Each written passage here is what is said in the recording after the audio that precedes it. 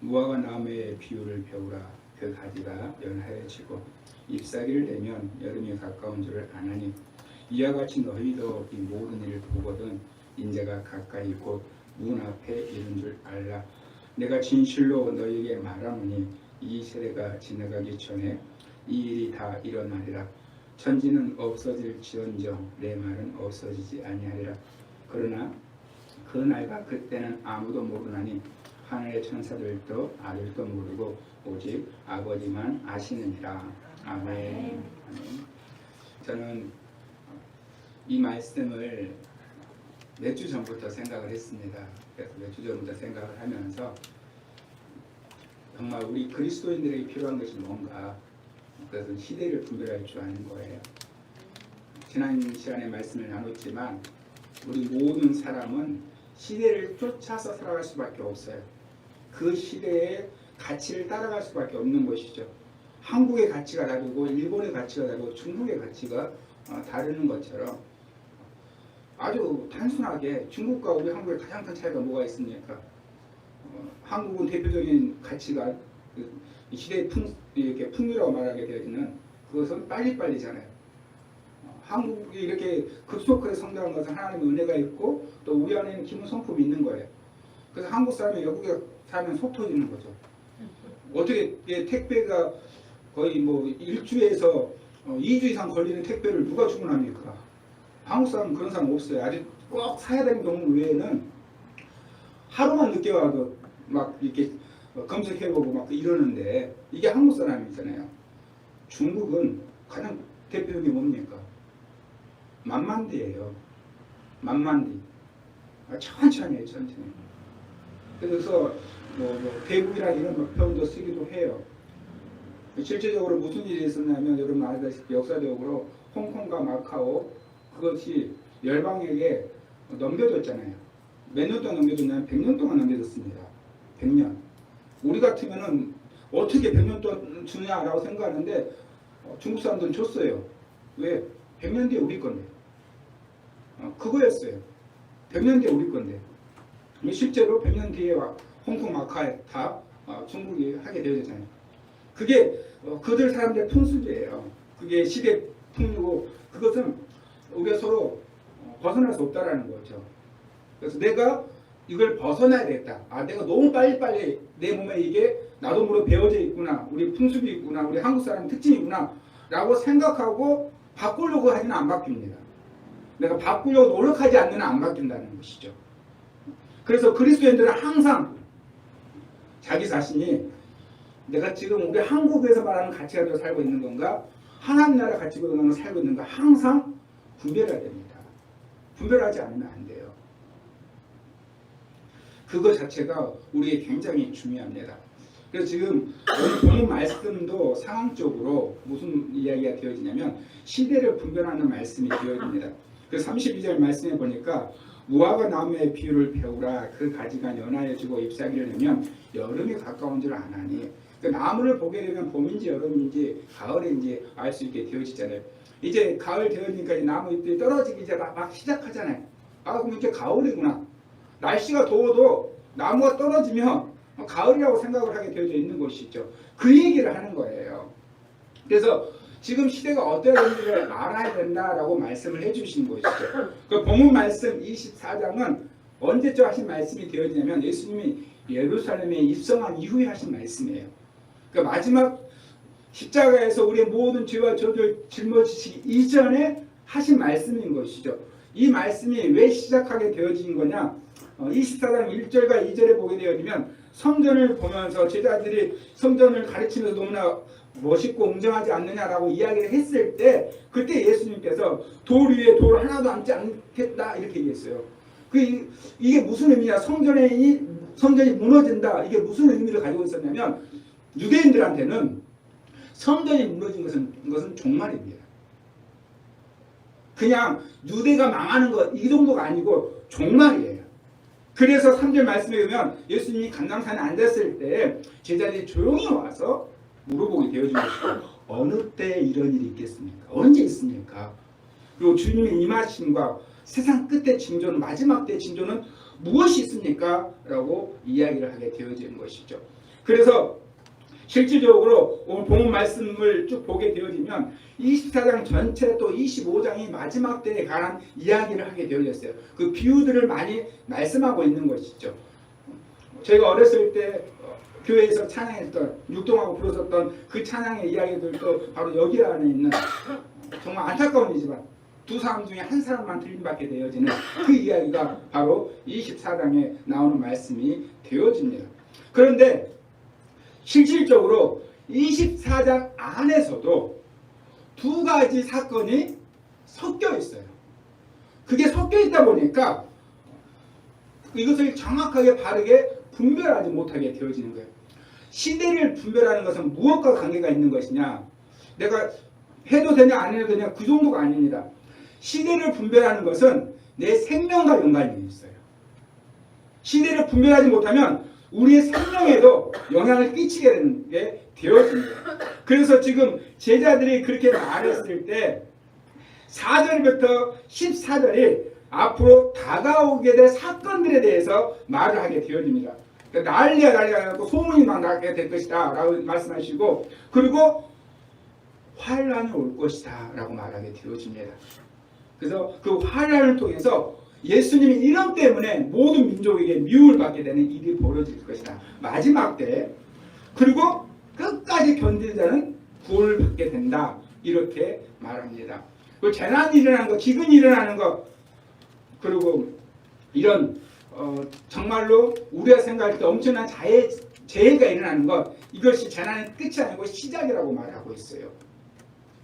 그러면 이 말씀을 우리가 생각했을 때 사실 교회 안에서는 재해가 엄청나게 많이 일어났을 때 이게 마지막 때가 아닌가 이런 생각들을 하게 되어졌어요. 그래서 설교를 준비하는 중에 자연재해에 의해서 일어난 일들이 얼마나 큰 재해가 있었나 한번 제가 살펴본 적이 있어요. 지금 코로나로 사망하신 분이 9월달 기준으로 460만 명입니다. 전 세계에서 460만 명. 그러니까 2년 동안 지금 그러한 일들이 일어나게 되어진 것이죠. 자, 그런데 홍수 하나로요. 홍수 하나로 중국에서 양쯔강이 있고 황하강이 있는데 이 두 군데, 양쯔강과 황하강이 두 군데가 서로 다른 연도에 홍수가 범람을 했어요. 무려 200만 명씩 죽었습니다. 2004년도에도 쓰나미에 사망하신 분이 약 20만 명이에요. 그때 엄청난 우리가 충격을 받았잖아요. 그런데 우리 세대에 없으니까 우리가 알지 못했던 것이지, 중국에서 이미 홍수에 의해서 200만 명이나 되는 사람이 죽음을 당하는 일이 실제 역사적으로 있었습니다. 그러면 이제 이게 정말 아닌가라고 생각할 수 있는데, 성경 예수님은 뭐라고 말하고 있냐, 8절에 이 모든 것은 재난의 시작이라는 거예요. 끝이 아니에요. 시작인 거예요. 그래서 실질적으로는 재난이 이미 진행되고 있다고, 시대적으로 본다면 1800년대 이후로는 이미 수없이 많은 재난들이 일어나고 있어요. 이게 시작이에요. 그리고 난 뒤에 환란이 있게 되어진 거죠. 이 환란의 시기는 언제일까 하면은 학자들마다 해석이 다 다를 수 있어요.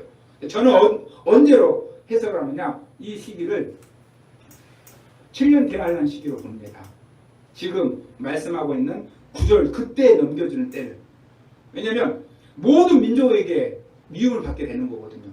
그러니까 정말로 지구상에서 그리스도인이라는 이름 때문에 핍박받는 때는 7년 대환란에는 없습니다.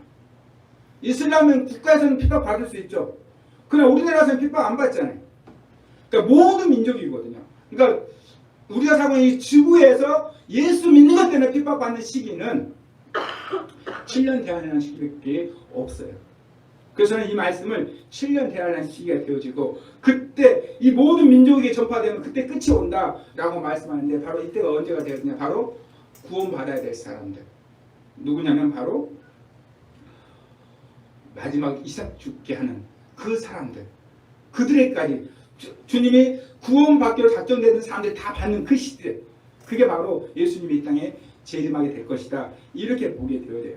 그리고 또 15절에 그러므로라고 말하게 되어지죠. 그러므로 너희가 선지자 다니엘이 말하면 멸망이 가증한 것이 거룩한 곳에 선 것을 보거든 이라고 말하게 되어져요. 여기 15절부터 22절에 또 다른 사건이 나타나게 되어집니다. 이것은 14절에서 마지막 때에 일어날 징조들에서 주님이 말씀하시고 난 뒤에 지금 현재 예루살렘 성전이 무너질 때를 말씀하신 거예요. 그래서 15절부터 22절은 예루살렘 성전이 무너질 때예요. 그래서 뭐라고 말하냐? 그때는 유대에 있는 자들은 산으로 도망가라 하는 거죠. 그러니까 지금 유대의 상황이 되어지는 거죠. 한 본문 24장 안에 있으니까 우리가 이게 헷갈리는 거예요. 멸망의 가장 것은 그때를 지금 우리 시대를 보는데 아니에요. 유대 그때를 보게 되어집니다. 그리고 다 어디로 도망가느냐? 산으로 도망가라 이야기를 합니다. 이것이 왜 중요하냐? 이 시대를 분별하는 것이 우리 생명과 연관이 있다는 거 제가 왜 말씀을 드리냐면 이것은 실제 있었던 일이에요. 이 예언의 말씀 그대로 멸망에 가증한 것이 쓰게 되어집니다. 그런데 언제 쓰게 되어지느냐? 예수님이 십자가 지신 이후에 두 번 일어나게 되어져요. 사건이. 두 번 사건이 뭐냐? 유대가 로마의 압제에 있다가 독립을 하려고 합니다. 독립을 하려고 하는 그때 독립전쟁이 언제부터 시작되어지냐? 66년부터 시작되어져요. 그 70년에 끝납니다. 로마 티투스 장군에 의해서 예루살렘이 함락되어져요. 이 티투스 장군이 그때 뭘 가지고 오게 되었냐? 황제 깃발을 가지고 옵니다. 이 황제의 깃발이 뭐냐? 황제의 흉상이 기록되어 그려져 있어요. 그 황제의 흉상은 무엇을 상징하느냐? 신인 황제를 상징하는 거예요. 인간 신이에요. 그래서 멸망에 가증한 것이 바로 이 깃발입니다. 그래서 유대인들은 예루살렘 안에 이 깃발이 못 들어오게, 들어오면 목숨을 막았어요. 왜? 멸망에 가증한 것이니까. 그래서 로마 군인들 들어올 때도 이 깃발은 안 들고 들어왔어요. 왜? 그것이 곧 멸망에 가증해서 유대인들이 목숨 걸고 막은 거니까. 근데 마지막 70년대 이게 갖고 들어왔을 때 유대에 있는 사람들이 도망갈 수 있을까요? 도망 못 갑니다. 왜 그러냐? 그때 당시의 전쟁은 성을 둘러싸는 거예요. 그래서 아사시키는 겁니다. 굶어 죽게 만드는 거예요. 그게 전쟁이에요. 실제로 요세푸스라는 사람이 유대 이 전쟁을 기록했는데 뭐라고까지 기록되어져 있냐면 먹을 것이 없어서 자기의 자녀까지도 먹었다는 기록이 있습니다. 그러면 그 상황에 로마 군대가 예루살렘 들어올 때 도망갈 수 있을까요? 없습니다. 유세부스가 뭐라고 기록했냐? 남녀노소 빈부 상관없이 모두 다 로마 군인에서 죽음을 당했다. 이렇게 기록되어져 있어요. 그러니까 멸망에 가증한 것이 들었을 때 유대에 있는 사람 산으로 도망가라 라고 그 말씀이 로마 장군이 들어왔을 때 이루어질 수 없는 거예요. 그런데 제가 66년에서 70년을 말씀드렸잖아요. 66년에 세롯 땅, 우리 성경에 열심당으로 되어져 있거든요. 바로 열심당 뭐냐? 독립군들이에요.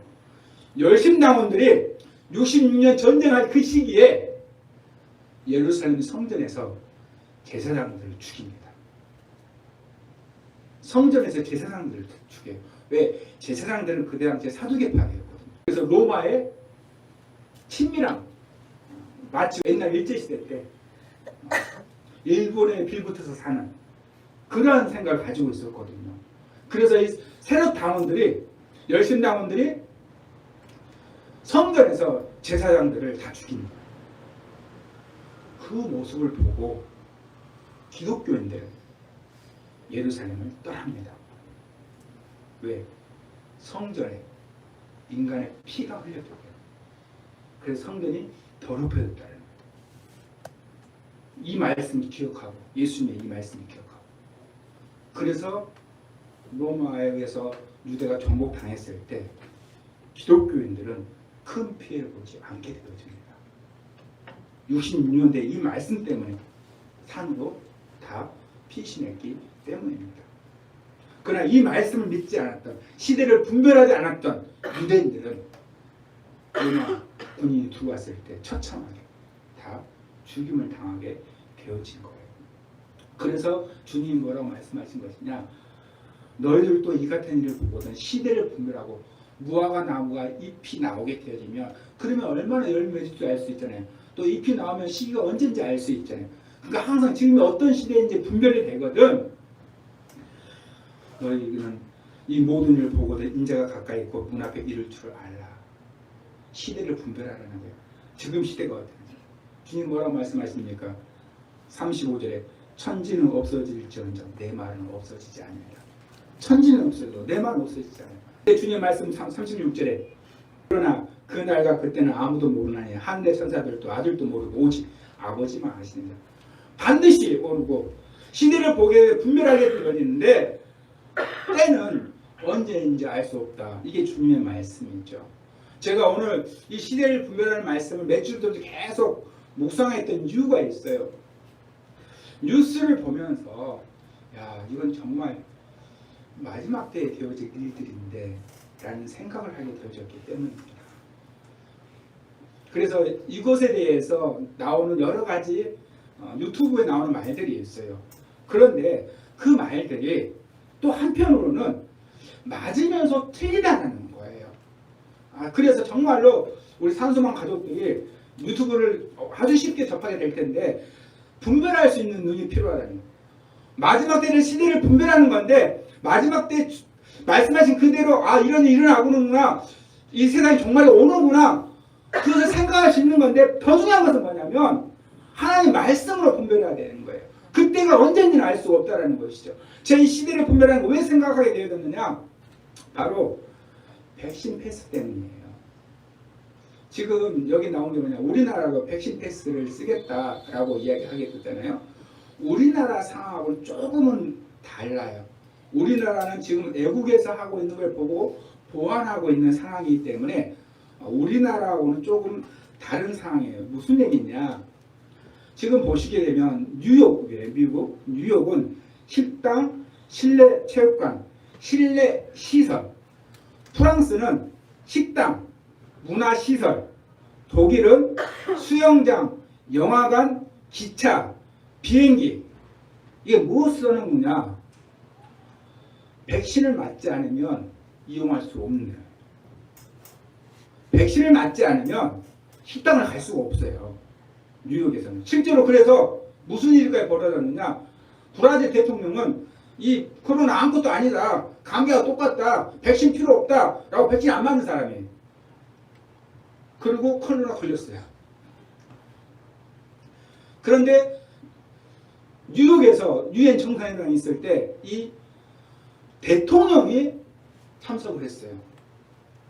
근데 뉴스에 나왔어요. 대통령이 백신 안 맞았잖아요. 그래서 식당에 못 들어가고 햄버거를 사서 거리에서 대통령이 먹었어요.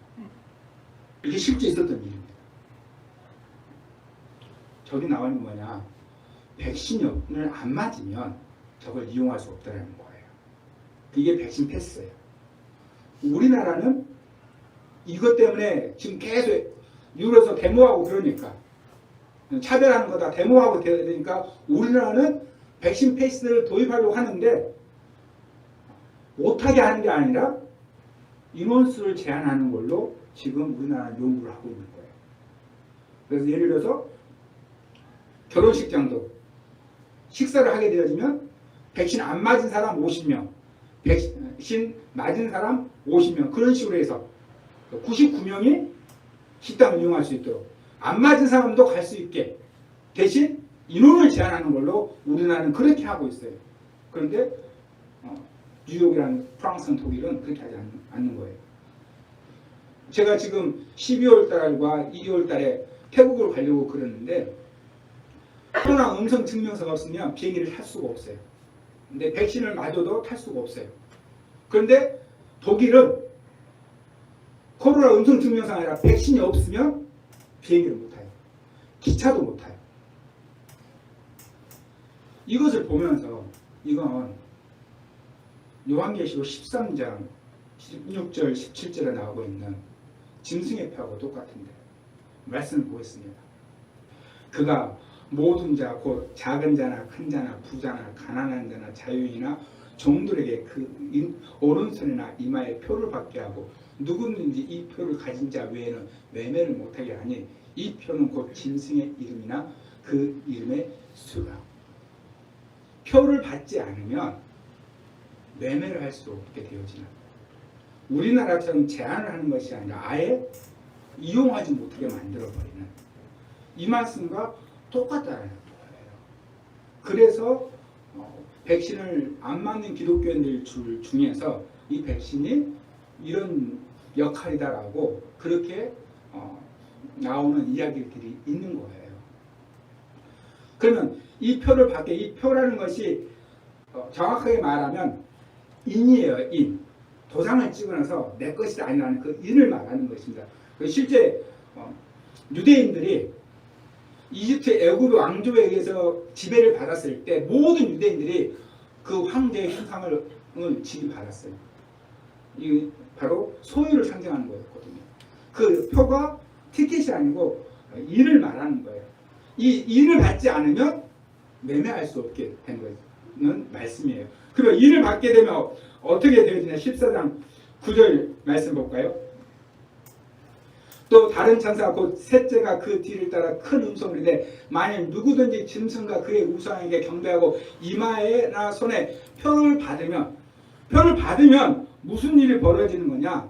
10절 그도 하나님의 진노의 포도주를 마시리니 그 진노 전에 섞인 것이 없이 부은 포도주라. 거룩한 천사들 앞에 어린 양 앞에서 불과 유황으로 고난을 받으리니 이 표를 받은 사람은 모두 다 진노의 잔을 받게 되어져 있다고 말씀하고 있어요. 그래서 계시록 16장 2절입니다. 첫째 천사가 가서 그 대접을 땅에 쏟음에 짐승의 표를 받은 사람들과 그 우상에게 경배하는 자들에게 악하고 독한 종기가 나다. 말씀하신 그대로 표를 받게 만드는데 표를 받으면 진노를 받게 된다. 그 실제로 16절에 진노를 받게 되어지는 이야기가 나타나게 되어집니다. 그리고 이 표를 받았을 때 어떻게 해야 되는지 그 상황에 대해서 그 표를 받게 되는 상황에 대해서 우리에게 말씀해 주는 것이 요한계시록 13장 18절입니다. 지혜가 여기 있으니 총명한 자는 그 짐승의 수를 세어보라. 그것은 사람의 수니 그의 수는 666이니라. 지혜가 여기 있다라는 거예요. 이게 무슨 말이냐? 우리 세번역 성경을 보면 뭐라고 보고 썼냐면 지혜가 필요하다는 겁니다. 다시 말씀드려서 지금 시대를 볼 수 있는 지혜가 우리에게 필요한 거예요. 이 지혜가 없으면 무슨 일을 당하느냐? 미혹당합니다. 하나님의 말씀 가지고도 미혹을 당해요. 그래서 시대를 분별하는 가장 중요한 것은 뭐냐? 바로 하나님의 말씀으로 분별해야 돼요. 천지는 없어도 내 말은 없어지지 않는다고 예수님 말씀하셨잖아요. 하나님의 말씀은 말씀하신 그대로 되는 거예요. 그래서 제가 이 시간에 우리에게 왜 지혜가 필요한가? 왜 시대를 분별하는 것이 왜 필요한가? 그것을 생각하게 되어졌어요. 왜냐? 이 백신 패스는 실제로 보게 되어지면 662의 표과 똑같다는 거죠. 전혀 이 세상에 살아갈 수 없는. 그래서 프랑스 같은 경우에는 무슨 일이 벌어지고 있냐면 백신을 맞기 싫으니까 대신 음성 증명서가 필요한 코로나 검사를 어디 갈 때마다 하려고 병원 앞에 딱 줄 서 있다는 거예요. 약국 앞에 다 줄 서 있다는 거예요. 백신을 맞기 싫으니까. 그 음성 증명서가 있어야지만 이용을 할 수 있으니까. 그런 상황이라는 거예요. 그래서 이 지금 상황을 봤을 때 정말로 백신 패스, 백신 맞는 것 자체가 마지막 때 666의 상황과 똑같아지고 있다는 것이죠. 그러면 그렇게 말을 하는 분들이 계셨을 때 정말 이 백신 패스 같은 것이 666인가 우리의 지혜가 필요하다는 거예요. 논리학과 수학 여러분이 옛날에 배웠던 것 너무 오래전이지만 생각해 보세요. 피로 충분 조건이라는 것이 있습니다. 피로 충분 조건. 이게 무슨 말이냐? A와 B가 있으면 A가 B고 그러면 A가 B일 때는 이게 피로 조건이라고 말해요. 그리고 B가 A가 같을 때는 충분 조건이라고 얘기해요. A가 B이고 B가 A일 경우에 헷갈리게 해서 죄송해요. 다시 말씀드릴게요. A가 B일 경우는 A가 P로, B가 A일 경우는 B가 충분이에요. 그래서 A, B가 같을 때 P로 충분 조건이라 말하는 거예요. 근데 A가 B인데 B가 A가 아닐 수가 있어요. 무슨 말이냐? 백신 패스가 666일 수 있어요. 근데 666이 백신 패스가 아닐 수 있어요. 이러면 피로 충분 조건이 아니에요. 여기에 많은 사람들이 미혹당하고 있어요. 피로 조건만 보는 거예요. A가 B인 것만. 그러니까 A 백신의 역할이 666의 역할과 같다라는 거예요. 그러니까 백신이 666이구나 라고 말을 하게 되어진 것이죠. 그런데 반대로 백신이 666이면 666이 백신이어야 돼요. 그랬을 때 백신과 666은 같은 것, 피로 충분 조건이 되는 거예요. 근데 실제로 백신이 666인데 666이 백신이 아닌 경우가 있다는 거예요. 실제 수학에서 그래요. A가 B인데 B는 A가 아닐 수 있다는 것이죠. 어렵죠? 저는 남병술이잖아요. 그죠? 남병술이에요. 제가 남자라고 합시다. 제 남자는 저예요. 남자는 목사다. 맞아요, 틀려요. 지금 그러니까 저는 목사인 게 맞잖아요. 맞죠? 남자는 목사다. 이게 필요 조건이 그래서 남자는 목사가 맞는 거예요. 자, 그럼 반대로 이제 B가 A로 와야죠. 목사는 남자다. 맞아요, 틀려요. 옆에 보세요, 옆에 저기 박목사님 남자 아니죠? 맞아요, 틀려요? 틀려요. 그러면 이게 바로 필요 충분 조건이 아니에요. 그냥 필요 조건이에요. 충분히 안 돼요.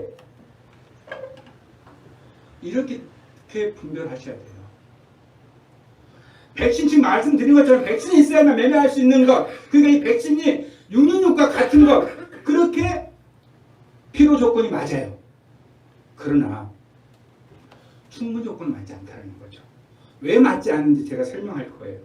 요한계시록 13장 7절 8절에 666의 상황입니다. 또 권세를 받아 성도들과 싸워 이기게 되고 각 족속과 백성과 방언과 나라를 다스리는 권세를 받으니 죽임을 당한 어린 양의 생명체의 창세기로 이름이 기록되지 못하고 이 땅에 사는 자들은 다 그 짐승에게 경배하리라. 이 땅에 사는 자들은 다 경배하는 게 상황이에요. 백신이 666이라면 이 땅에 있는 사람들이 다 짐승에게 경배를 해야 돼요. 그리고 어린 양의 생명체에 기록된 사람들은 받지 않습니다. 이게 충분 조건이에요.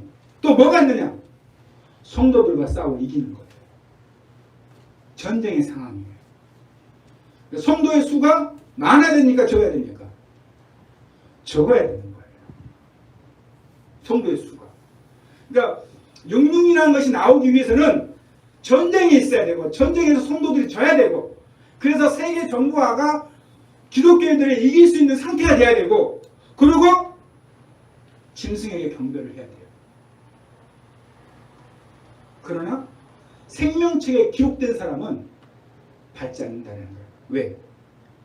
이 땅에 없으니까. 생명책에 기록된 사람들이 이 땅에 없으니까. 왜? 이 땅에 있으면 무조건 받아야 되거든요.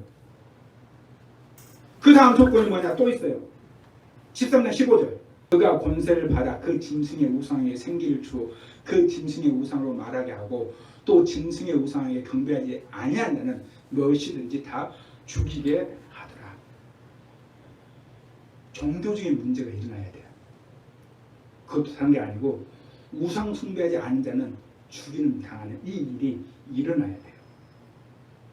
이 일이 일어나지 않는다. 다시 말씀드려서 성도들과의 전쟁 그리고 우상에게 경배하는 것, 우상에게 경배하지 않을 때 죽임을 당하는 일, 이 세 가지 일이 일어나지 않는 한 그것이 백신과 같은 기능을 할지 몰라도 필요 조건을 맞을지 몰라도 충분 조건을 맞지 않습니다. 그러므로 666은 우리 시대에 일어나는 게 아니에요. 정확하게 말하면 예수 믿는 내가 이 땅에 있을 때 일어나는 일이 아니에요. 왜? 생명책에 기록되지 않은 사람만 경배하게 되어져 있으니까. 이게 충분 조건이에요. 그래서 여러분 절대로 미혹당하시면 안 돼요. 미혹당하는 가장 큰 이유가 뭐냐? 필요 조건만 보는 거예요. 이게 성경에 있거든요. 맞는 말이거든요. 정말 백신이 육류처럼 매매를 못하게 만드는 게 맞는 거거든요.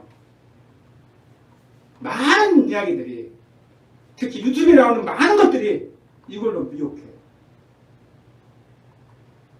그건 필요 조건입니다.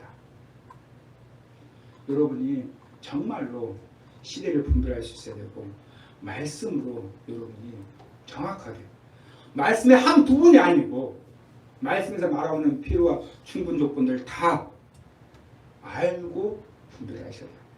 모르면 속을 수밖에 없어요. 왜? 성경에 기록되어 있는 말씀이니까.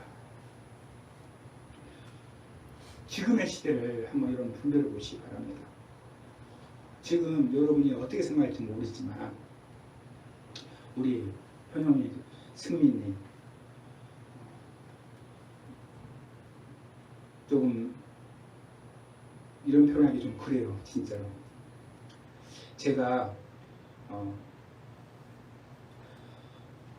정말로 예수님 다시 오실 거라는 것이 제가 신앙할 때 그런 시기에 있었어요. 그래서 더 많이 이 세상 것을 제가 추구하지 않게 보여주고 주의 종이 되기를 원했었던 것이 사실이에요. 그런데 지금의 시대가 어떠한지 여러분 한번 생각을 해보세요. 우리는 그렇게 여러분 잘 느껴지지 않을 거예요.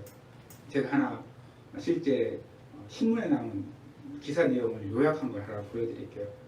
여러분 읽으실 수 있으시기도 할 것 같아요. 청도시는 중국을 말합니다. 우리말로는 청도예요. 청도시는 티켓이나 교통카드 대신 안면 인식으로 지하철 개차를 통과하는 시스템을 가동 중이다. 이게 무슨 말이냐? 우리 핸드폰으로 틱 아니면 교통카드로 하잖아요. 그게 아니라 중국 실제 지금 일어나고 있는 일이에요. 개차를 들어갈 때 찍지도 않아요. 그냥 안면 인식으로 그냥 통과할 수 있어요. 그게 중국이 상황이고 그 다음에 말씀은 더 생각을 해야죠. 중국 공안은 교통 위반자 노출 때 이것을 운영 중인데 신호를 위반하는 보행자나 차량 정보를 안면인식 감시 카메라로 수집하여 공안 개인정보와 태도 식별해 수분 내 위반 모습과 성명 등을 대형 전광판에 표시하는 시스템입니다. 상하이 아시죠? 상하이에서 실제 일어난 일이에요. 어떤 사람이 빨간불에 횡단보도를 건너려고 그래요. 그랬더니 전광판에 그 사람의 이름이 뜨는 거예요. 얼굴과 함께. 그 안면 인식을 통해서. 안면 인식 기술이 중국에서 제일 현재 발달된 상황이에요. 왜 그럴까요? 너무 인구가 많잖아요. 인구 조사 정확하게 할 수도 없어요. 우리나라도 3개월 가까이 인구 충돌하잖아요. 6천만 명 하는데도 몇십억을 할 때마다 3개월도 한다면 무슨 일이 벌어지겠어요? 그 공산주의 국가니까 중국 전체를 통제하기 위해서 안면 인식 기술을 개발한 거예요. 그래서 수배자나 용의자를 색출해도 CCTV용 착용용 안면 인식 카메라가 활용되고 있다는 거예요. 그래서 선교사님들이 추방당하고 있습니다. 왜? 공항 통해서 들어오잖아요. 공항 CCTV를 통해서 누군지 정보가 인식이 되어집니다. CCTV에 중국에 5억 개가 있답니다. CCTV가 5억 개. 그래서 그 CCTV의 예를 내가 지금 중국에 들어와서 관광하러 왔습니다 라고 얘기하고 있는데 내가 찍히는 곳이 연길 산 입구에 찍히는 거예요. 그러니까 이 사람은 선교사구나 라는 것이 바로 알게 되어지는 거예요. 여러분, 지금 우리가 이 시대에 살고 있어요. 안면인식, 여러분하고 거리가 먼 것 같죠? 제 핸드폰, 안면인식 핸드폰입니다. 제 얼굴 보고 화면이 열려요. 우리가 현재 그렇게 있습니다. 무슨 이야기냐? 백신이 666이다? 아니죠. 왜? 666의 피로 충분히 우리에게 다가오지 않으니까. 말씀에 있는 그들 한 부분만 맞으니까. 그러면 마지막 때가 우리와 상관이 없는가? 아니라는 거죠. 우리가 생각했을 때 과학적으로 말하는 것, 과학적으로 모든 인구를 통제하는 게 이 안면인식 기술로 CCTV만 있다면 가능한 게 아마 10년 안에 가능할 겁니다. 중국이 1년 만에 실용화시켰어요. 제가 그 뉴스를 읽어봤더니 1년 전에 이렇게 할 것이다 라고 나온 거예요. 그런데 1년 뒤에 나와 실제 지금 코로나 시기가 보니까 중국에서는 어느 한 도시에서는 학교에서 이걸 이용합니다. 아이가 딱 들어오잖아요. 아이 체온, 개인정보 저 그대로 학교에 입력됩니다. 아이는 아무것도 안 해요. 그냥 학교 등교하는 거예요. 하나님의 말씀대로 천지는 변할지 몰라도 하나님의 말씀은 반드시 이루어집니다. 마지막 때 666은 반드시 있게 되어져 있어요. 그렇다면 우리는 어떻게 되느냐? 그게 바로 24장에 있는 말씀들 무슨 얘기냐? 깨어 있으라는 거예요. 시대를 분별하면서 세상 일에 목숨 걸지 말고, 특히 기독교인들이 나라를 사랑하는 것은 좋지만 나라 일에 목숨 거는 거, 나라 일도 세상 일입니다.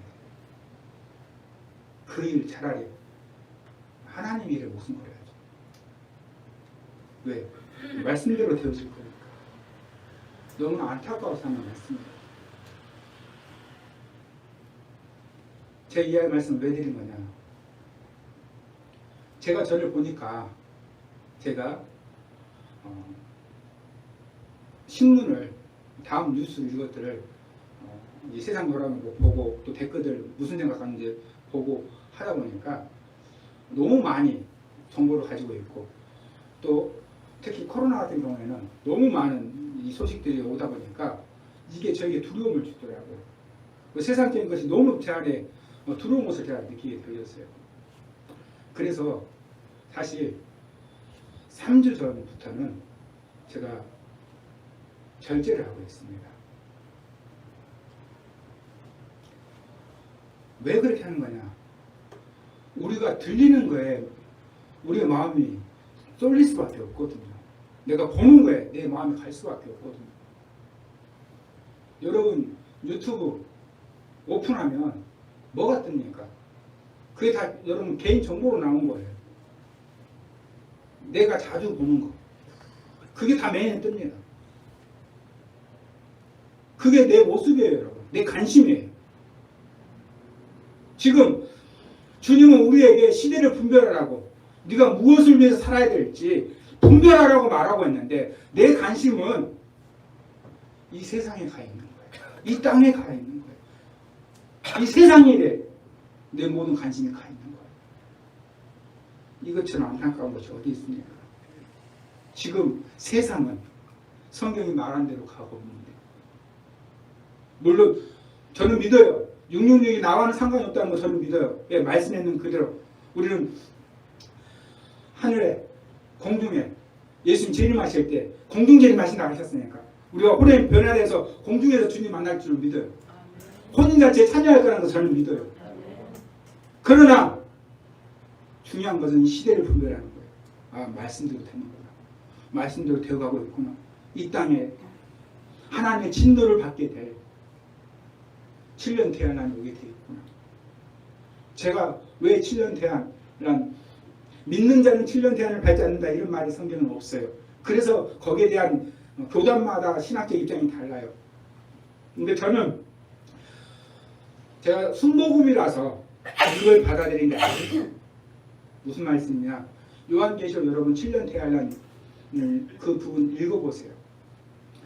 7년 대환란을 읽어보시면 전부 다 인, 나팔, 대접 심판인데 그 심판에 성도가 당하지 않습니다. 그 진노의 자리에 성도가 받는 게 없어요. 여러분 요한계시록 다시 읽어보세요. 진노의 자리에 성도라는 단어가 없어요. 삽이 떼어져서 이 바로 우리가 보게 되는 이 말씀들 안에서 성도란 말이 나오지, 진노하는 자리, 심판의 자리에는 성도가 없어요.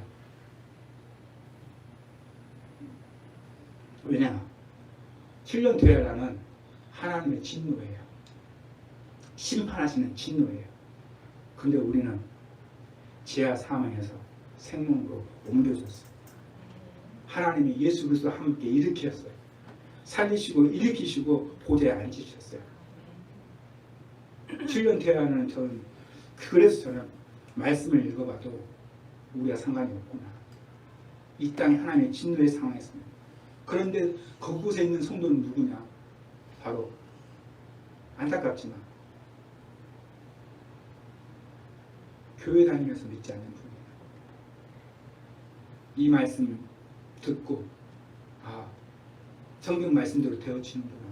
정말 흉보라는 것이 있구나. 왜? 나와 함께 있는 사람이 사라지니까. 그때는 끝까지 이기는 자, 다시 말해서 생명을 걸지 않는 구원을 못 받습니다. 이 땅에서 살 수가 없습니다. 사랑하는 성도 여러분, 이 세상은 하나님의 말씀대로 진행되어지고 있습니다. 그 끝이 우리가 생각하는 것 이상으로 빠를 수 있습니다. 때와 기한을 알지 못해요. 제가 10년 뒤에 그렇게 될 거라, 그렇게 된다 하더라도 피로 충분히 되는 것은 그걸 알 수 없어요. 왜? 중요한 것이 있으니까. 그 기술이 다 이루어져도 모든 민족에게 복음 증거돼야 되니까. 그들이 예수라는 이름을 들어봐야 되니까. 기술이 발달되어져도 가장 중요한 조건 중에 하나, 모든 민족에게 증거돼야 그제야 끝이 오니까. 과학 발달의 한 부분인 거예요. 그런데 과학 발달은 이미 요한계시록에 육륜표를 받을 수 있는 그런 기술이 10년 안에 완성되어집니다. 그러면 내가 어떻게 살아야 되는지, 내가 무엇을 위해서 살아야 되는지, 땅의 것 때문에 괴로워하는 것이 아니라 하늘의 것을 내가 얻지 못하는 것을, 하늘의 것을 준비하지 못하는 것을 애통해야 되는 것이죠. 사랑하는 성도 모든 가족들, 오직 성령님을 구하십시오. 성령님이 깨닫게 해주셔야 돼요. 내가 세상에 관심이 가 있다는 것, 내가 알지 못하니까, 내가 시대 속속 나도 모르게 따라가고 있으니까 성령께서 깨닫게 해주셔야 돼요. 네가 지금 세상에 눈이 가 있어. 네 마음이 세상으로 가득 차 있어. 네 안이 세상에 조명이 가득 차 있어. 성령님이 보여주셔야지. 허무한 이 땅을 사는 것이 아니라 내게 주어진 하루하루를 정말 하나님이 예수 그리스도를 통해서 말해주신 마지막 때를 분별하면서 무엇을 위해서 살아야 되는지, 이 세상을 위해서가 아니라 영원한 나라를 위해서 살 수밖에 없게 되어집니다. 그래서 여러분 정말로 성령의 시대를 분별하게 도와주옵소서. 정말 내가 무엇을 위해 살아야 되는지, 내 인생이 어떻게 살아가야 되는지, 내가 무엇을 소망해야 되는지 성령님 시대를 분별함을 통해서 깨닫게 하여 주옵소서. 우리 이렇게 기도하면서 나아가도록 하겠습니다.